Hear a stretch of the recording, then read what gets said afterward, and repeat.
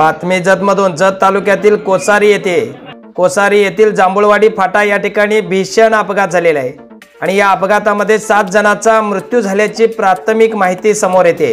Tirupati travels व cruiser गाडीमध्ये हा अपघात झालेला आहे आणि 7 जणांचा मृत्यू झाल्याची माहिती समोर येते।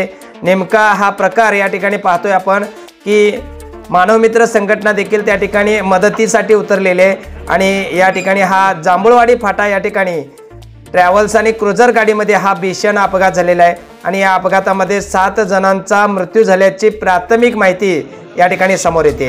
ते अधिकृत माहिती समोर नाही आली तरी 7 जणांचा मृत्यू झाल्याची प्राथमिक माहिती समोर येते।